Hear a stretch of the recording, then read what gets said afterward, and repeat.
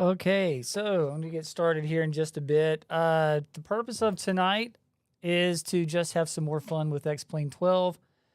I believe they're up to beta 3 now, and I've flown probably a good hour or more in this. I haven't noticed any differences from the original beta release a few days ago or a week ago to beta 3.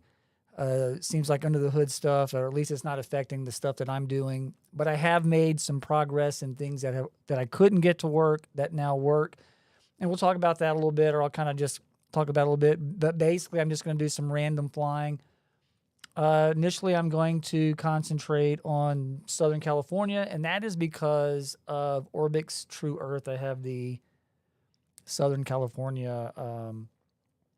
Their orthos, their overlays, whatever you want to call it. So let me kind of switch over to there.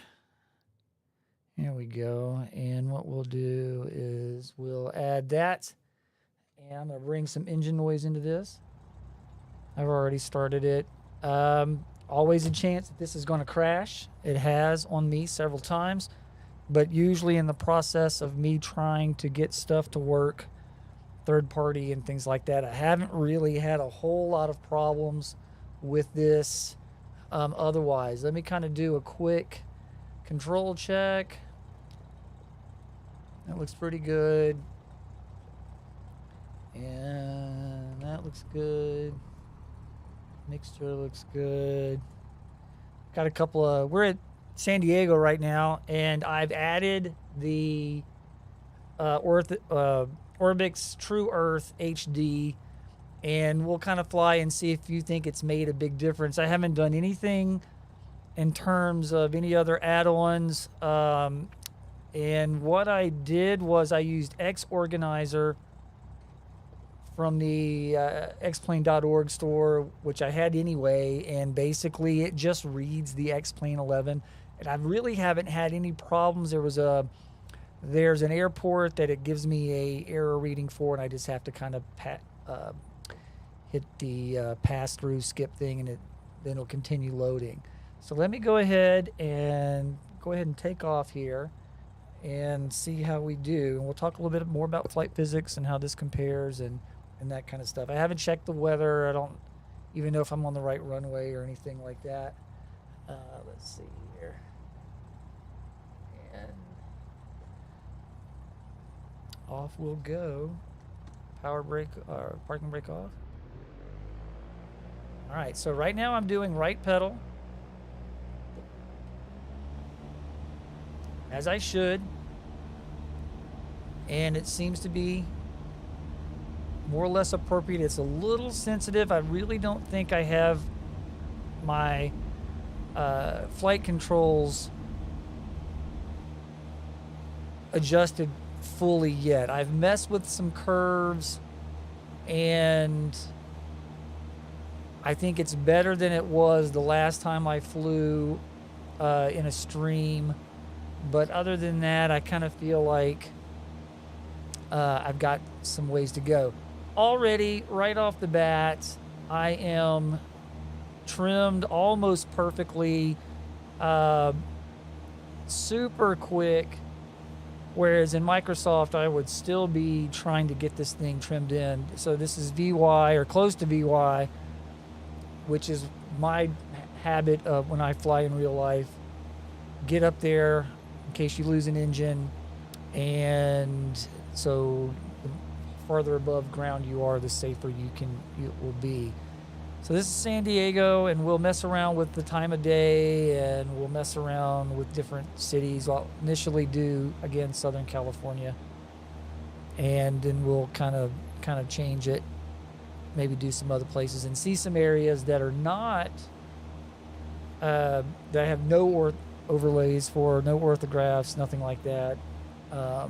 So see how it goes. So again, the clouds to me look very cotton candy-ish, but this is, let's kind of head up north. Let me back it down a little bit. We're just about 1,000-ish feet above ground. And I will say that, and this is the Orbx stuff really makes a big difference. I'm not going to say it's Microsoft Flight Simulator quality, but it really adds to the baseline or the what comes ships with XP or XP11. And so it makes a difference. Of course, the problem is here in the States, especially being a Midwest person like myself, there's not a lot in the middle. Florida, they pretty much have the whole West Coast, which is great. That covers a lot of terrain. It covers mountains. It covers forests. It covers flatlands. It covers the ocean. There's a bunch of lakes. So you get a lot of different, types of geography and topography. But if you're like me and you'd like to fly in some areas more, local to where you live, or fly or train, then, you may be left out, at least here in the States. Orbx seems to do a lot more, in the European countries. Now, there is always the option of doing the Ortho for XP, and I have done that in the past. And what I found was, I don't know that I zoomed into enough detail. It looked better. It was a lot of work, and it definitely ate up a lot of disk space. So I'll take another look at that again, especially if we'll see what happens with Orbx and other third-party companies. So, but bottom line is, it was a question I had before. I did finally get an answer, and kind of, actually I found it on Reddit. And Orbx does seem to work. But if you use XAdvisor, it makes it super easy. And I'm using the version of XAdvisor that I already had, so it wasn't like it was for XP12. And I know they're saying that they're going to update that program, but it seems to be somewhat working now. I guess I could get lower. We kind of head towards the mountains and kind of see. But this does look pretty good, and especially, when it comes to photography. Here, let me change the time of day here. Bump it up a little bit and see what we do here. It's kind of being tricky. There we go. More of that golden hour stuff.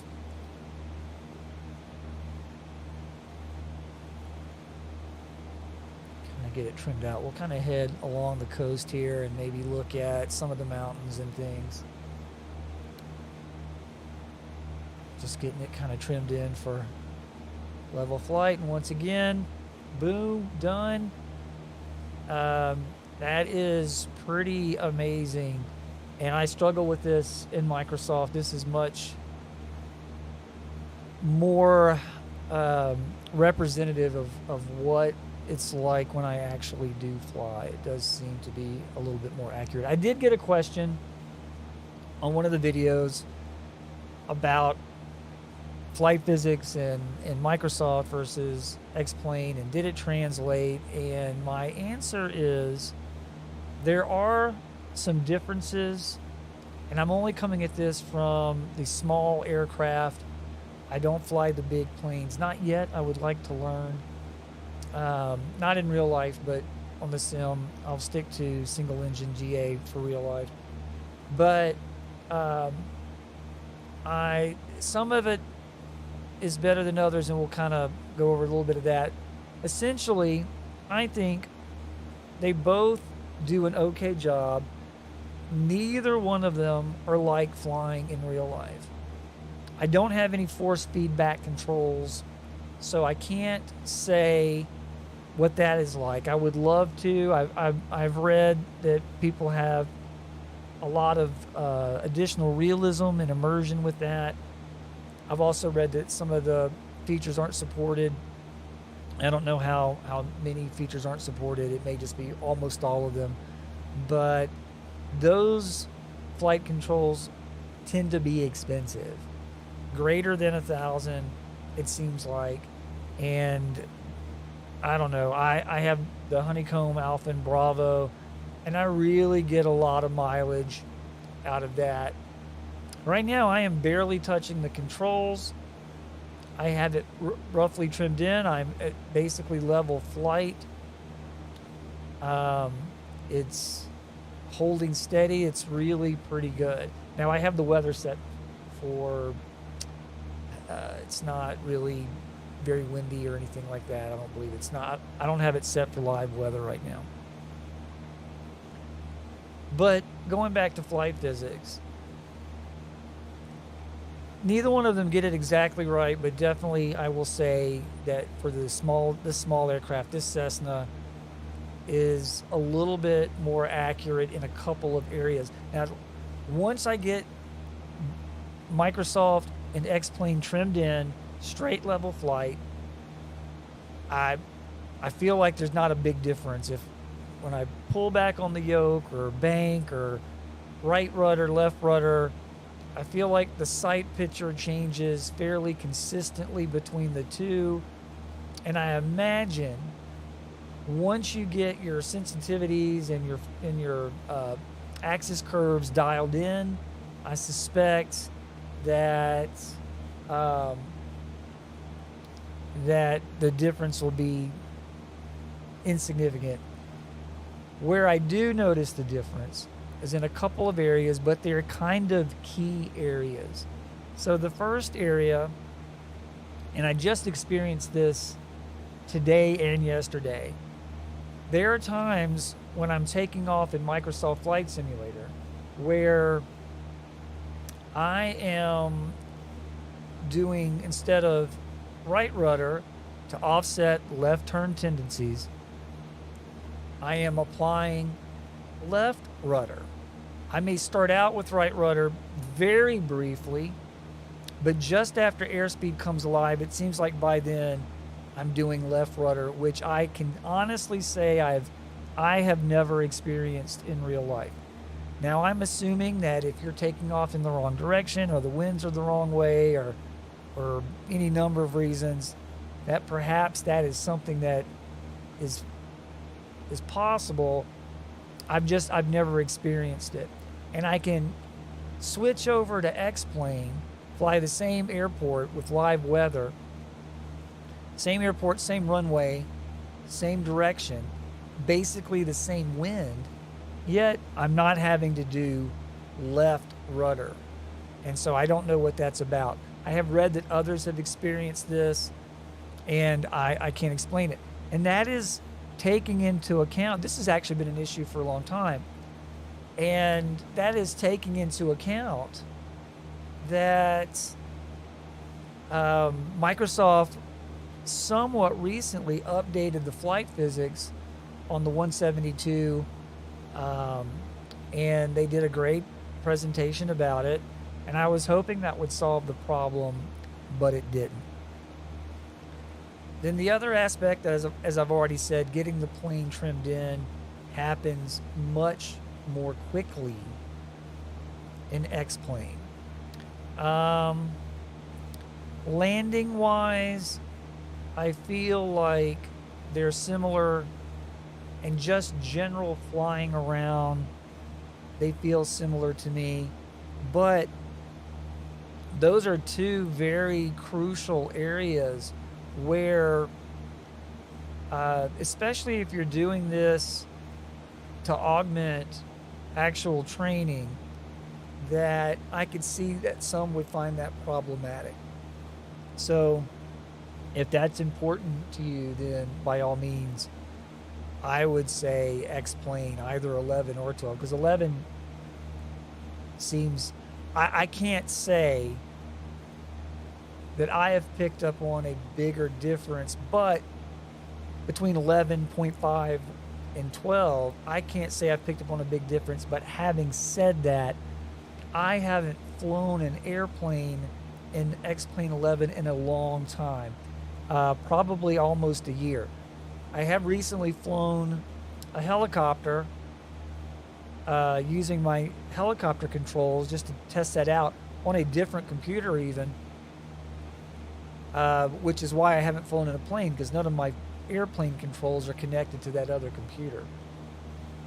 None of this stuff that you're seeing on the bottom right of your screen is connected to the computer that has X-Plane 11 on it right now. But just like up here right now, this is very nice. The sky looks okay. The light, the way it reflects, seems okay. I think the clouds again look like cotton balls or cotton candy. I'm not convinced that they're there yet. So in any case, that is the story of the physics. The other issue is, and I'll switch to full rear here, and you can see I've got 2 radio panels, and over here I have a flight instrument panel, which is the small one. And what you can't see in this view is to my right, on the bottom of the desk, I have a multi-panel, Logitech Saitek multi-panel. And I had problems getting those to work initially. I couldn't get them to work at all. Reinstalling the drivers didn't work, and there's a gentleman that has written a driver that it's available on the I think it's the X-Plane.org forums, and I can't remember the name of it. And I loaded that, and I was able to get the radio panels to work, but the multifunction panel, the buttons would work, but the display would not light up. And the flight instrument panel, the small single unit, wouldn't function at all.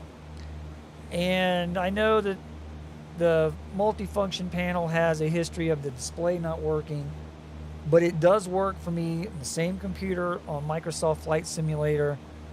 And I had read, there's Spadnex, which I actually do have a license for. I just don't have it installed.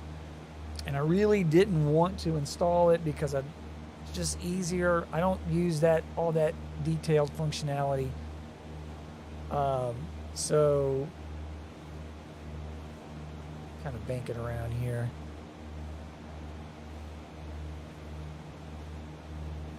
Oh, kind of descending. And I just didn't want to install the Spadnex stuff, but it's great software. You can really get detailed and into the weeds on that, but I just didn't want to do that. So I kind of just left it alone. Well, then I found, I think it was on Reddit again, where somebody said just copy the Saitek drivers from the X-Plane 11 plugin folder and you'd be fine. Well, the problem is, on this computer, I had uninstalled X-Plane 11 and I couldn't figure out how to re-download it, but I did have it again on another computer. I was able to copy that folder and transfer it over to this computer, and I just copied it into the plugins folder and it worked. All of the panels work. They work as advertised. If I dial stuff, it changes. The multifunction panel seems to be working perfectly, and it's quite nice. I like having my panels back. Let's see what nighttime looks like here. Let's kind of see.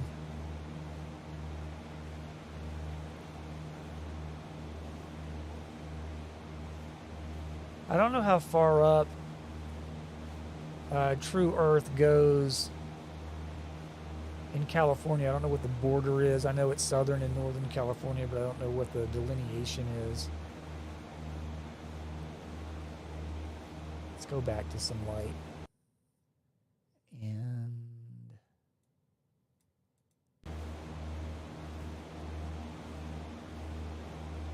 but that looks nice. I think that looks nice. It looks way better than the stock scenery that comes with X-Plane.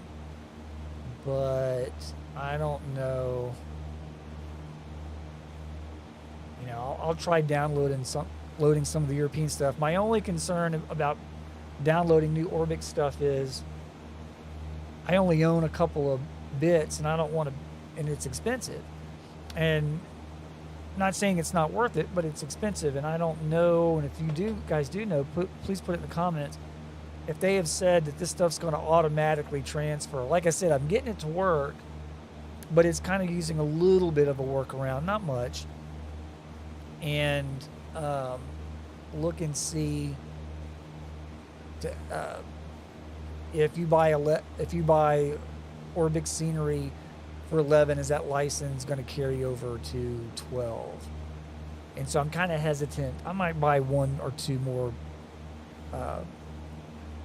True Earth packages, but I'm gonna, by and large, I am going to wait and see what happens. So what I want to do now is I think I want to try like a random place. What would be, and also just see, I don't know if I have any of the Europe stuff up or not. Let me see what I have loaded here. I'm gonna change the location. We'll do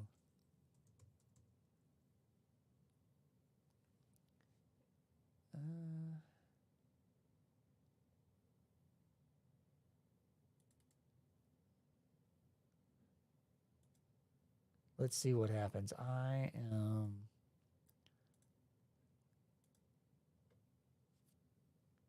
so while that's trying to load, I feel like this has been a pretty good week for X-Plane 12. In that I've gotten a lot of stuff to work. I am very excited about it. I am flying this more than I have in a long time. It's been kind of cool. And even though the difference may be marginal, which is, I really think is the truth. I hate to be that way, but that's okay. Marginal is fine, or incremental may be a better way. So let's see where I am here.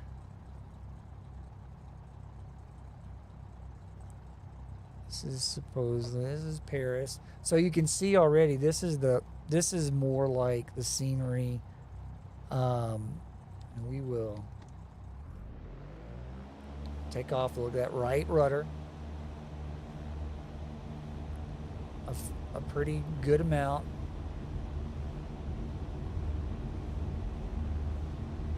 I feel like I need to make these controls a little less sensitive. All right, rotate.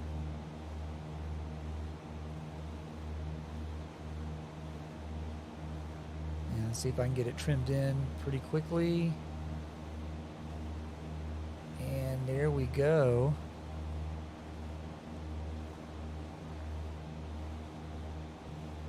So now I'm in Paris. And I'm not sure where. I'm looking on ForeFlight.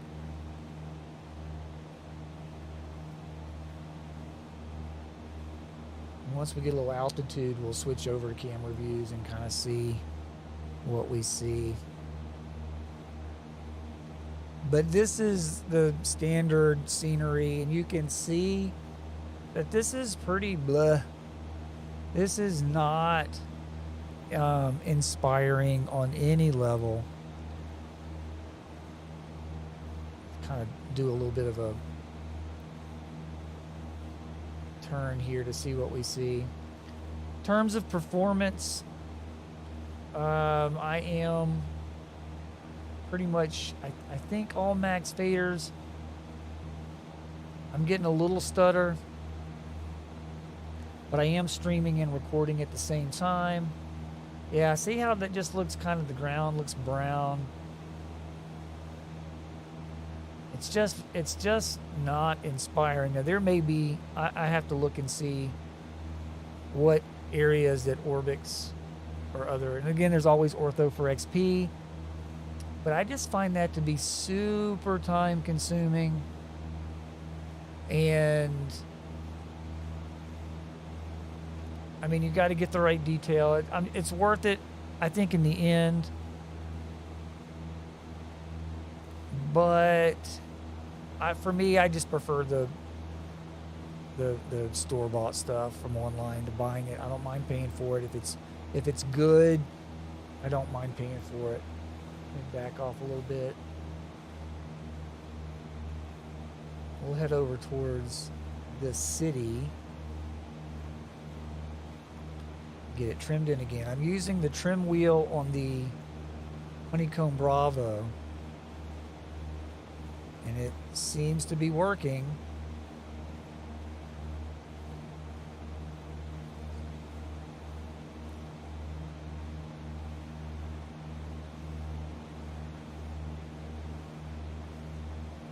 I mean, it's pretty smooth right now, I think, as we're higher up. But that's just not super inspiring. I'll try to do some of these on Microsoft Flight Simulator just to get a reference. Another thing that I do like about X-Plane, which X-Plane 11 had this too, so it's not new to 12. It has, if you utilize Air Manager and the pop-out windows for the G1000, it remembers that, and so when you open up that plane, it will automatically put those windows on your separate displays, and it's just there. And when you start up Air Manager, boom! I mean, it's seconds, and you're up and running, and that is pretty cool. Let's see what this looks like at night.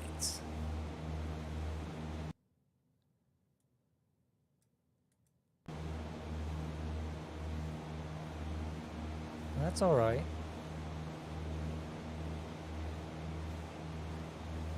You can see this weirdness right through here. I can't tell if that is weirdness with the clouds or if that is a combination of the plexiglass kind of doing its thing. I guess I could do...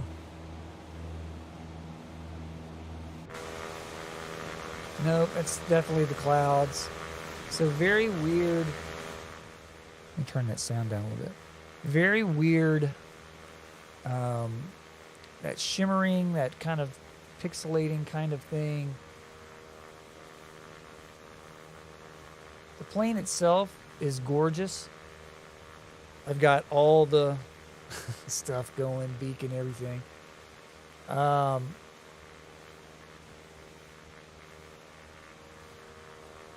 And at nighttime, a lot of the blah is mitigated because it's dark and all you do is focus on the lights. Kind of make it daytime again, so we can see. So that's daytime again. And not kind of go down low a little bit, get a little bit closer.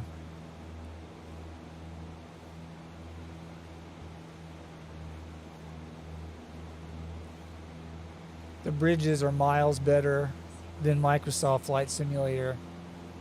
You don't get that weird waterfall effect. You can actually fly under the bridges for the most part.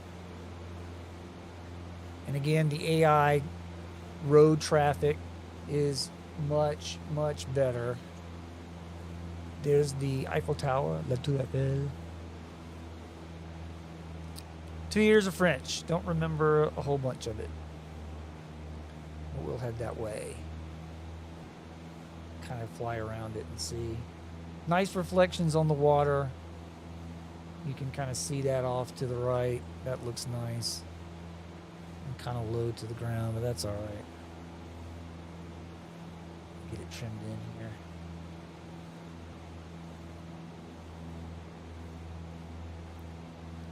So again, it trims in really nicely, you know. No complaints.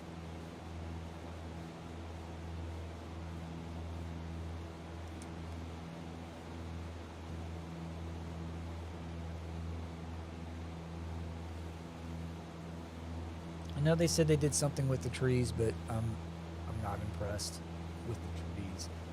So I'll have to see about third-party things. So like right now, the tower looks, that does not look good to me. That's kind of,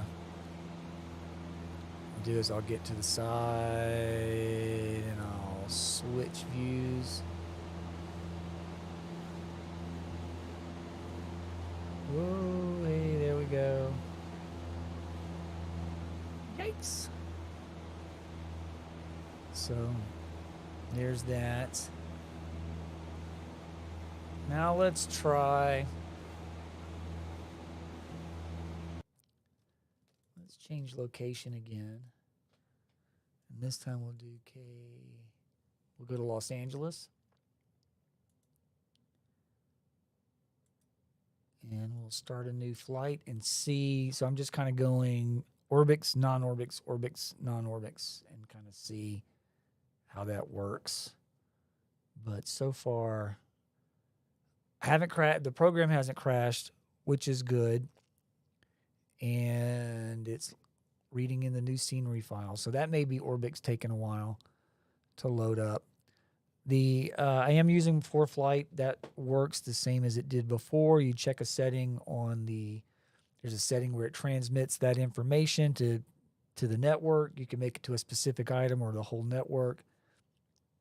And as long as your iPad is on the same network, it works flawlessly. No issues with that. And I believe, at least in Microsoft Flight Simulator, it also injects the other traffic, which is kind of nice. And I know it does that on Pilot Edge. So that's cool. So here we are. Now we're at LAX. And let me get back to the map. And we'll take off here, flaps up, brake off, and right off the bat, right pedal, like a lot right now. A little bit of stuttering. I don't know if you guys can see that. I mean, it's smooth enough. Good airspeed. There's rotate speed. Just back pressure.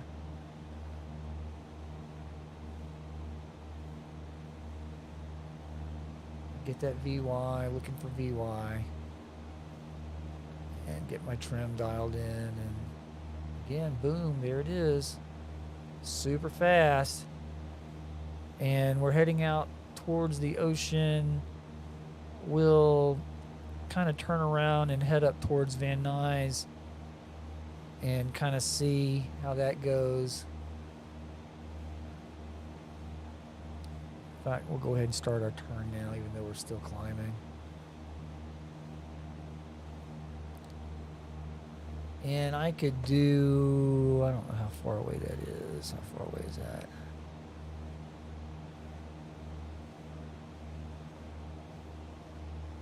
That's about 18 miles.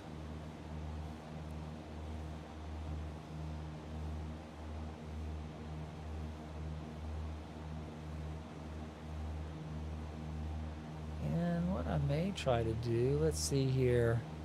Just for giggles, I'm going to try to do some autopilot stuff. So let's see. First, I'm going to do direct. And we'll say Kilo Victor November Yankee. So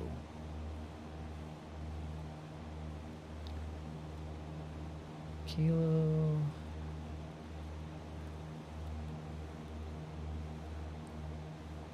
Victor November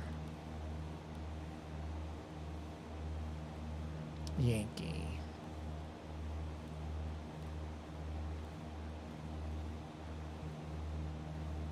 right, there it is. So now I'm doing all this through the G1000, so I've got it selected. Hit enter, activate. There's that. Now I'm going to try autopilot, nav. Let's see what happens here. Let's do an altitude 4,000.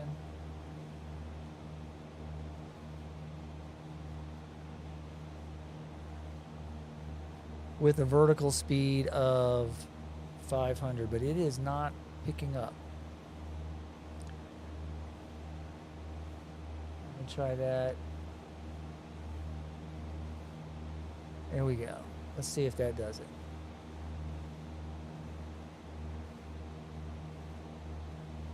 Look at that stuttering. That is not attractive at all, is it? And I don't know if the autopilot is doing that, but let's see. It seems to be tracking. It's doing the appropriate climb. It's doing everything.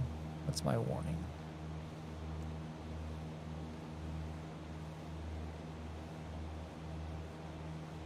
That is very, very strange. I'm going to try in just a second. What happens if I do an external view?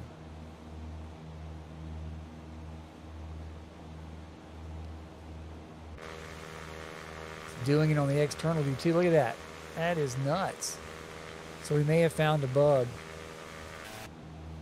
So what I'm going to do is I'm going to cancel.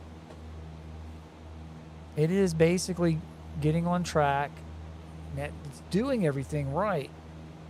It's climbing at the appropriate speed. It's heading towards the right speed. It's getting on the magenta line. It is doing what it's supposed to do, but it does not seem to be. So let me try.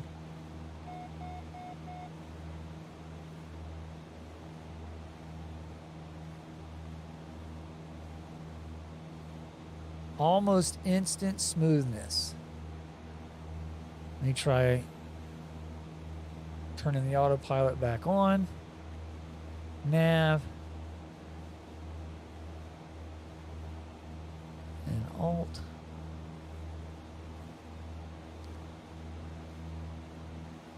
Vertical speed. Nose up. Oh, that's too much.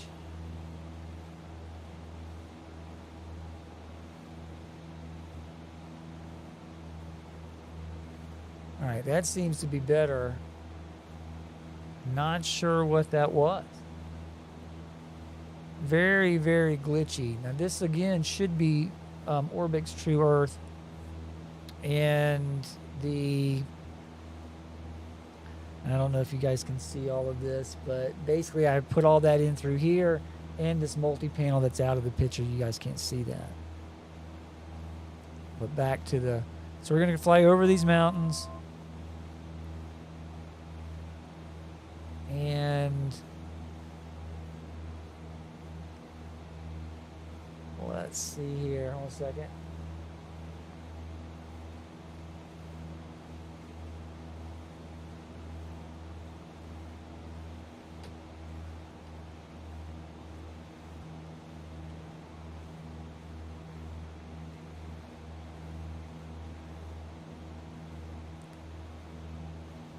That seems to be okay. I mean, that seems to be okay.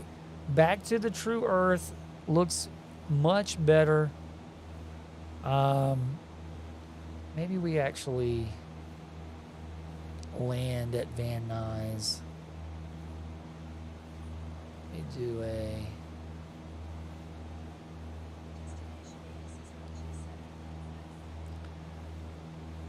If I thought about it, I could have put Pilot Edge on and we could have had some radio stuff going on too. I've done a radio check with Pilot Edge on X-Plane 12, but I haven't done a flight yet. So that will be coming shortly, but I want to make sure that works before I stream it.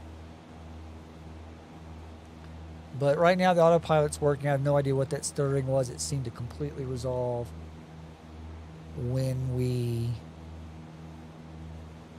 turned the autopilot and the flight director off. So this is almost a straight in landing. And I will go ahead and try to land it and see what happens.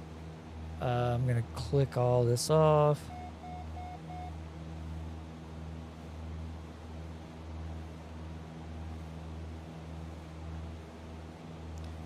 So now it's manual controls again. But I've got the magenta line going and saying 3 minutes. I have a lot of altitude to drop though, so I may be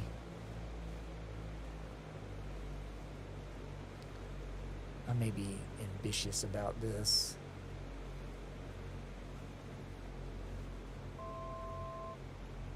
One thing, again, I've brought this up in previous videos. Microsoft has this wonderful function. It's the S key on the keyboard, and you can bind that to a yoke or throttle control, and it will automatically view, usually to the airport that you're getting close to, which is great if you're doing pattern work. That's really nice if you're doing pattern work. You can see the runway. It's a wonderful thing to have. So let's see. Kind of dropping some altitude here. Zoom in over here. Getting close. There it is. And we'll do a landing.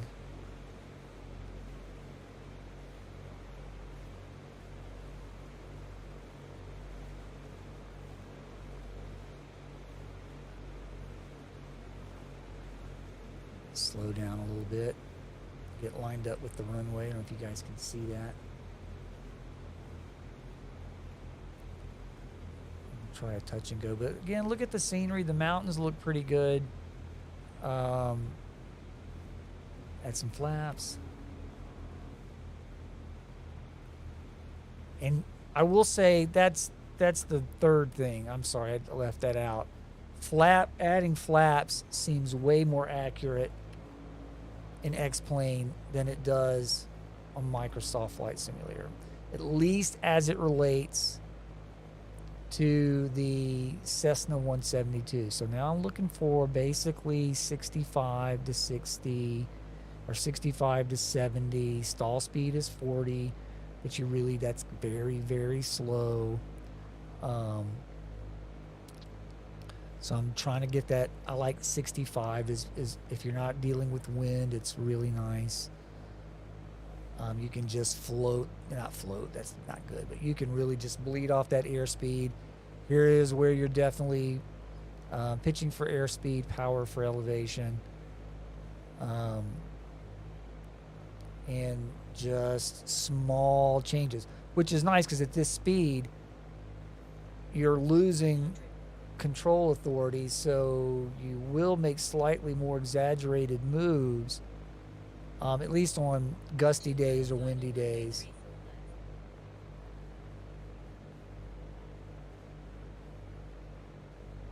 So I'm aiming towards the 1,000 footers or just before that. Trying to get it, and I trim always. Trim always.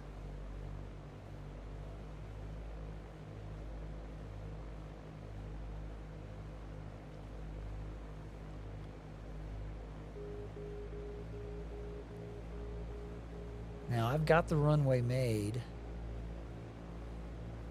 so I'm going to go ahead and slowly pull power out.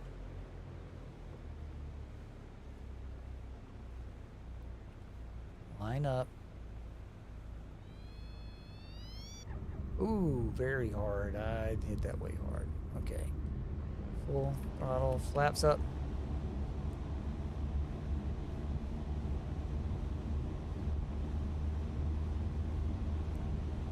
Not very good touch and go, is it? I'm telling you guys, you believe me, don't believe me, but I think sometimes flying or landing in the sim is harder than landing in real life. But I could have done better on that. All right, where can we go? It's not...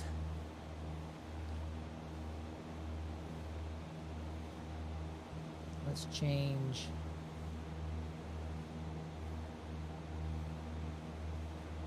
So how do I've got a question. How do I have the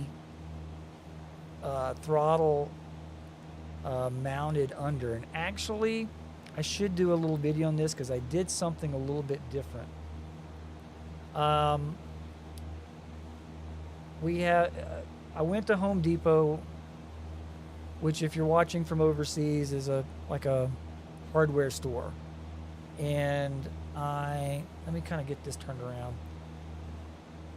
And I bought 3 metal pieces that were actually very thick.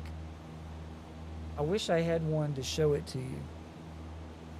But here I can give you an idea. Let me get this turned around and flying and trimmed up, and I'll show you what I'm talking about. But it cost me about it probably cost me about 20 bucks total.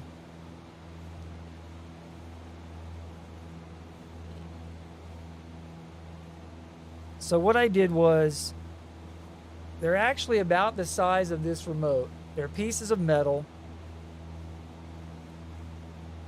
Let me trim up a little bit. And they're thick. They're very thick. They're rectangular shape. It's galvanized steel. They're not very bendable at all. I mean, you can bend them, but I mean, it takes a significant amount of force. And they're thin, and they already have some holes pre-drilled in them, but none of those holes worked for me. So what I did was I drew with the magic marker a line right down the middle of the piece of metal. So pretend like this is the metal. And there's 2 pieces this size and 1 piece about this long. About this is just a standard remote, about this wide, and I don't know how thick it was, but it was pretty thick. So then what I did was, using the same screws that were already in the Bravo and the Alpha that you can use to mount like the Logitech or Saitek panels, or the like the Real Sim Gear, frames for their panels. I used all the same screws. I didn't have to buy any of those screws, which, if you need to know, they're 4mm M4 screws. And what I did was I took a drill bit, and it was a 4mm drill bit, and I drilled holes spaced like along like the top of the Bravo and the Alpha to where it lines up. And what I did was, on the longer piece, I put that between the Alpha and the Bravo. Here, I don't know if you guys can see this or not. So right here there's along under the tabletop, you can't see it, that metal piece is there. And it is bolted to the top. I think on the Alpha, it's got 3 screws in it, and on the Bravo, it's got 2. Then over here, on the right side of the Bravo, I put one of the smaller pieces that, again, is about this size. And it's just bolted to the top of the Bravo. And similarly, another piece, exact same size, bolted to the left side of the Alpha. And then I used the clamps that came with the Alpha and the Bravo, and you just basically flip them upside down, and it's clamped to the bottom of the metal piece and the top of the desk, and it's solid as a rock. This is not going anywhere. And I'm basically besides the drill bit, I bought now I can't remember how much the drill bit cost. It was cheap. It was just a regular drill bit that's able to be used on metal. So that makes a difference. I think it was like $6 or $7. And then I bought a countersink, which if you're not sure what that is, look that up. But the countersink bit for a drill. And what it does is you drill down into the hole that you just made, and it makes it funnel shape. It makes it funnel shape. So normally you drill in, this is of course magnified hundreds of times. That would be the normal drill shape through the material. And then you countersink it, and it just kind of flares out the top. So that screw, when you screw it in, is flush with the top of the piece. And that's exactly what I did. I'll put together a little video. I think I have an extra one of those pieces. I at least get the idea. But it works great. Like I said, it was probably $20 worth of parts, and that's the drill bits. That was probably the biggest expense, was that drill bit and that countersink bit. Of course, now I can do it again. It drilled right through, and then I had a 4x4 block of wood that I used to lay the strip down and drill through. So that's how I was able to, something to lay the metal on. It's probably confusing me explaining it, but the whole thing, half an hour, and that's including figuring out what to do. And it works great. It works just as good as any of the stuff online at a fraction of the cost. I think the next cheapest thing out there, Flight Velocity has something that's $50. I'm pretty sure it's plastic.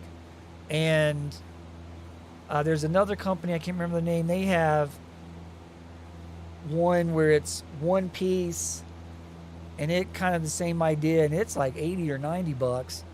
And then there's another company out there that sells two shorter versions, one for the Alpha, one for the Bravo. And it's $25 each, so it comes out to $50. So my version was maybe $20. I think those metal pieces were $3 or $4 each, and there was 3 pieces total, and it works great. In fact, I rebuilt my whole desk. This is a new desk. So, and I wanted more space. The old desk didn't have this area here. So like now, like having my keyboard here, and I was able to salvage this shelf from the old desk, and it just worked out perfect.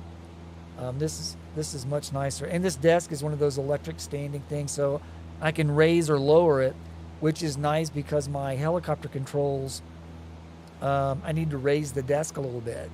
That's what prompted all of this, was I wanted to get the helicopter controls and mount the Alpha and the Bravo under. Let's try. So I hope that answered your question.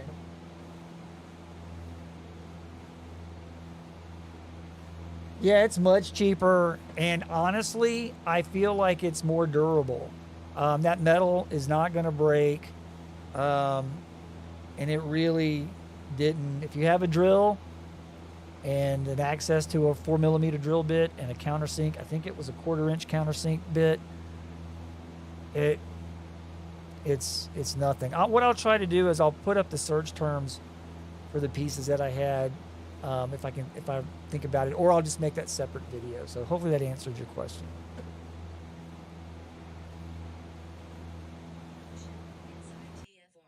All right, let's see. Let's try a different location. Let's do New York.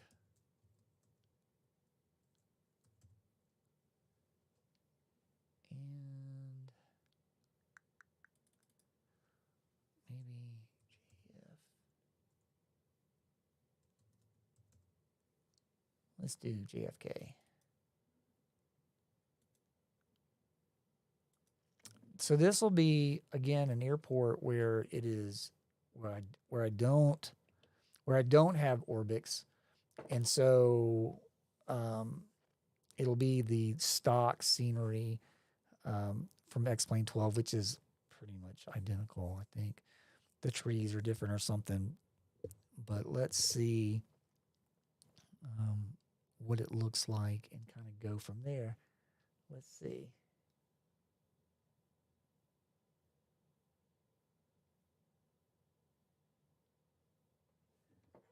Let's see. I'm looking at this all. Would be very interested.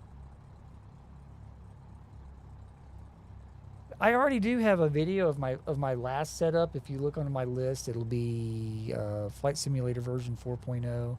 I guess with this new desk, it's not a full upgrade because the gear is the same. But I can do a quick overview again. It's just think of a standing desk.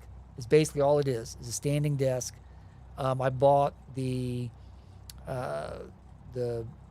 think it was Top Sky, TOPSKY on Amazon, and it's the standing electric desk. I did the slightly heavy duty version, and then you supply your own top, and that's exactly what I did. Was I cut a piece of plywood. It's 28 inches by 50 inches, and I stained it and put some polyurethane on it, let it cure for a couple days, and painted it, stained it a dark color.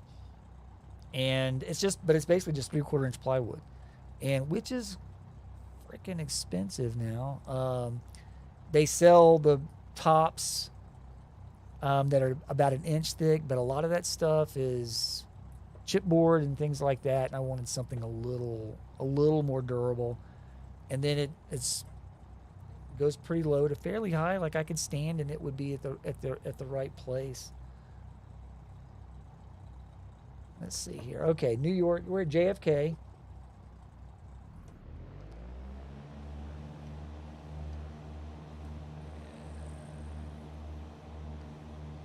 Let's see. Why are you not? There we go.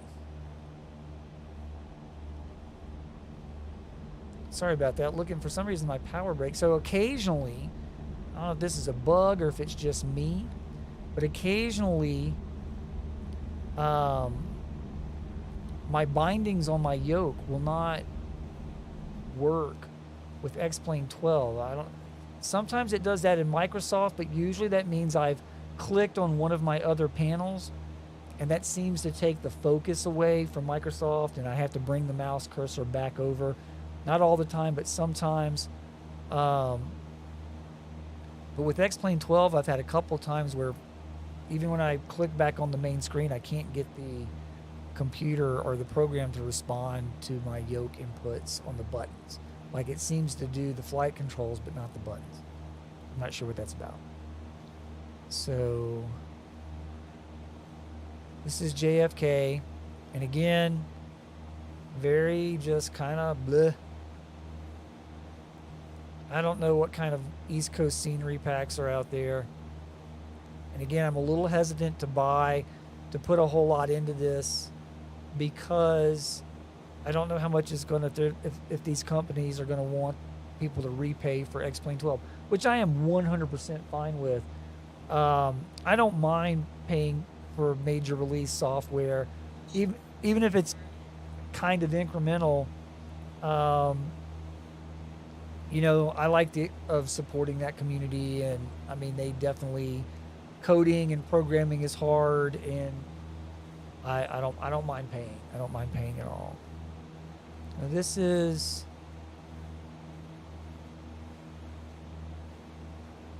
so here we are.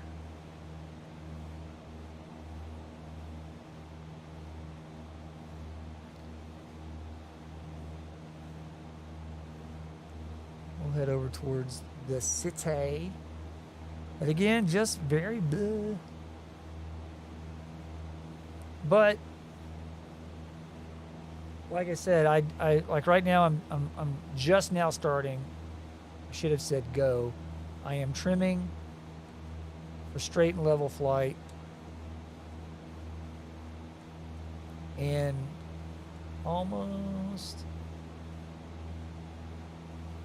there we go. Done. So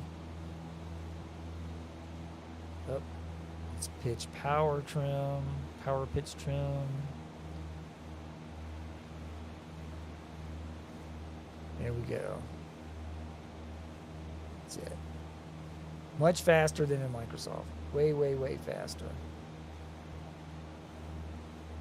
And these trees, again, are supposed to be something special, but they're not. I'm not seeing anything special. Let's hit the night lights and see how that looks. Bring it up. Make it pretty late. So here we are over New York at night. Sorry, I'm on the wrong screen. Look at that. Sorry about that. Oops. This is heading in towards New York City. You see some of the bridges.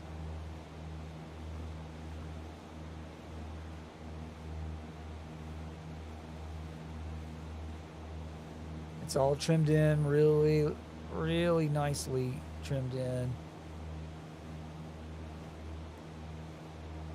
And I'm basically just minimal input on the yoke, and it's just doing wonderful. This is a hard spot to get to in Microsoft, although you can do it. You can get through both.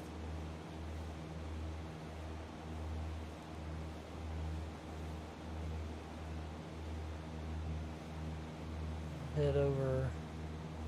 Well, we'll head this way. There seems to be more lights, and you can see the bridge. I don't know all the bridges in New York City. I've been there a few times, but I don't know enough about it. I had a relative that lived in Brooklyn for a while. Loved going to Brooklyn.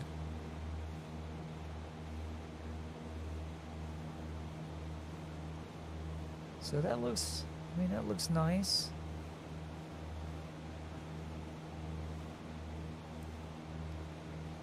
Get down a little bit lower and see things a little bit better.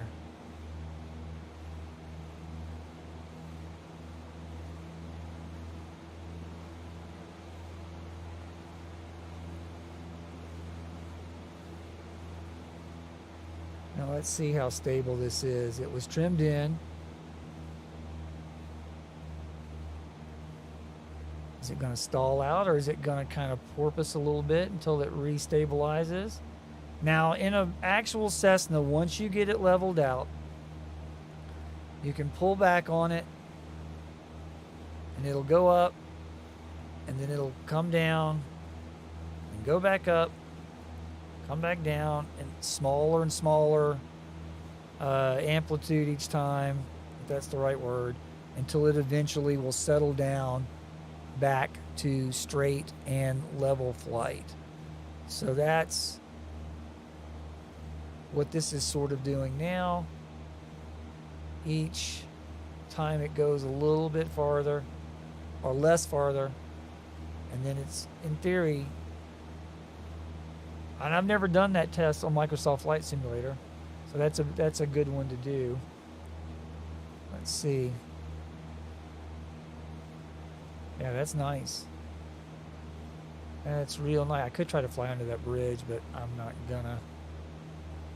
But we can go a little bit closer to the ground.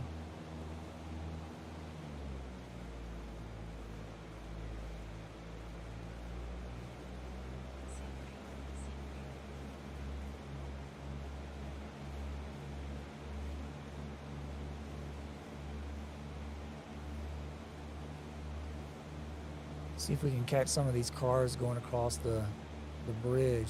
Look at that weird flickering. Some kind of reflection thing. I'm not sure what that's about. In the bridge itself, there's some flickering. But these are all little things. These are definite little things. Flying night flights on Microsoft Flight Simulator are gorgeous. They're just gorgeous. There's no doubt about it. Let's see what we're looking at. Let's bring on the lights or the sunlight.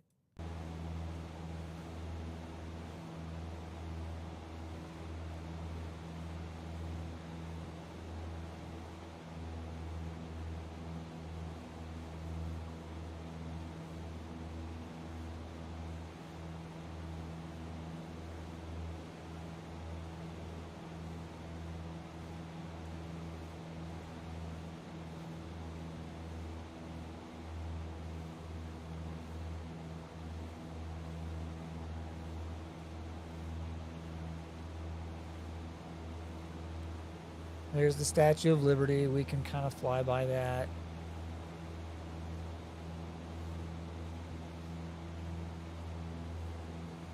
The color of the sky is looking good. And that helps with the brownness of the landscape, but it's still pretty uninspiring from the horizon down.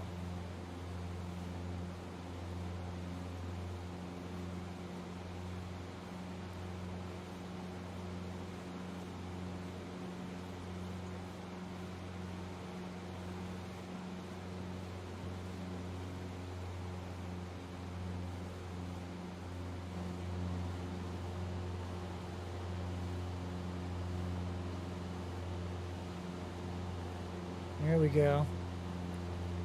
That doesn't look too bad.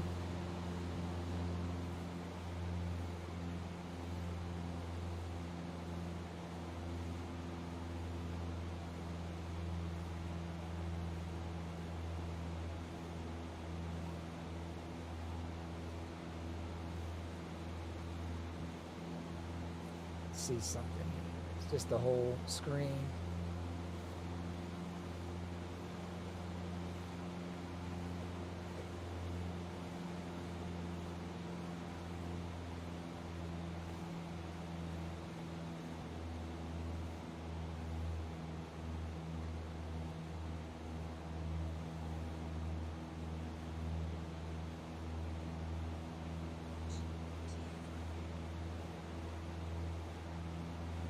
Yeah.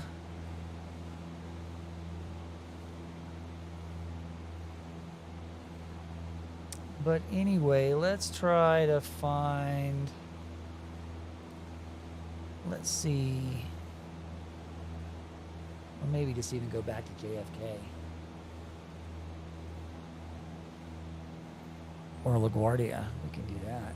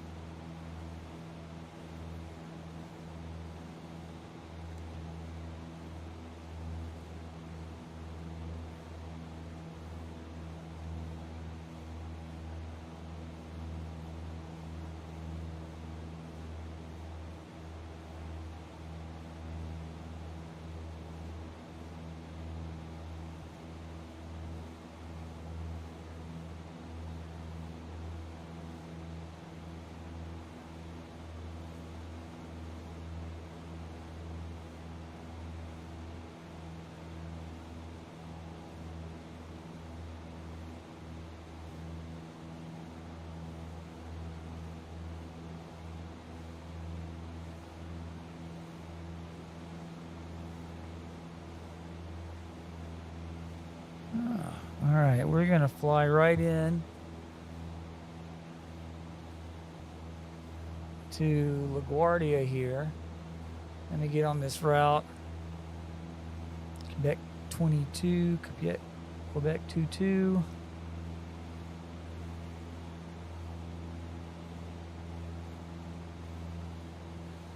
And that'll almost take us straight in.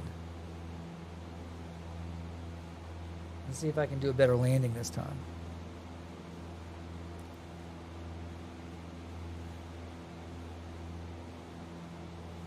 All right.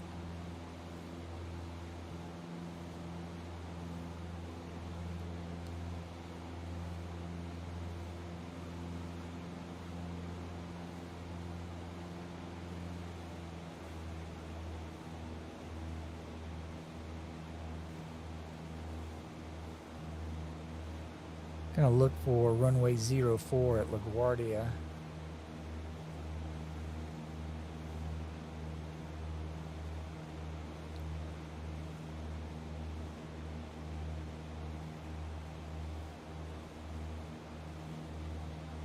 And see, I'm not looking, again, not paying attention to the wind, which is not good. Don't do that.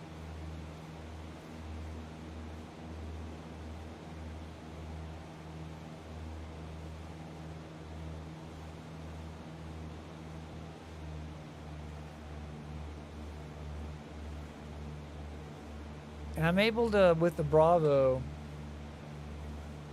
manage the throttle and trim at the same time, which is nice. It's not the case in an actual Cessna 172, but it's not very far apart.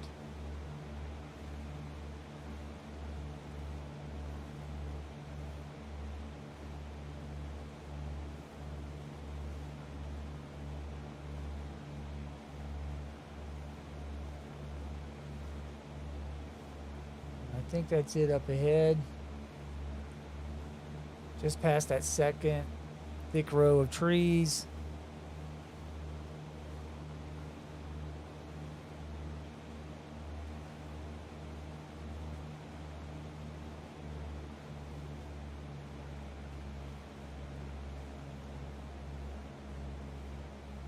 And yeah, we will head over. Make sure what runway that is. That looks like 04.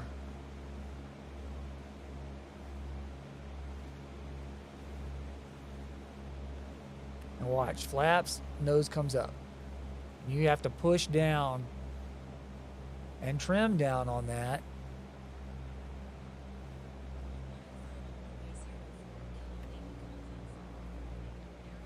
And if you anticipate it, you just push and do the flaps at the same time. So I want to get down to 65 knots.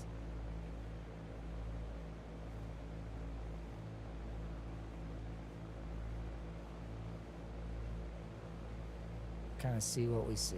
All right, getting it trimmed in a little bit. There we go. Let's try 1500 RPMs.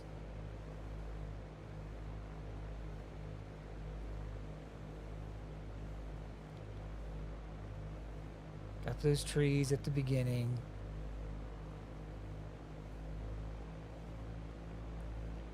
Small movements. And when I fly, like in real life, I actually do say this stuff out loud. I definitely run through my checklist out loud, even if it's just me.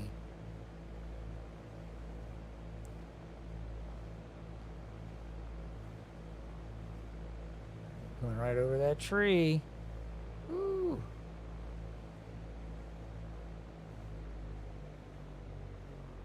Made the runway kind of high.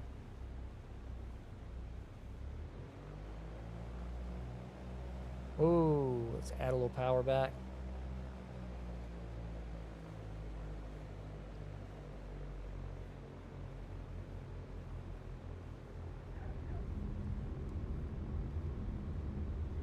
Okay. And we'll come to a stop.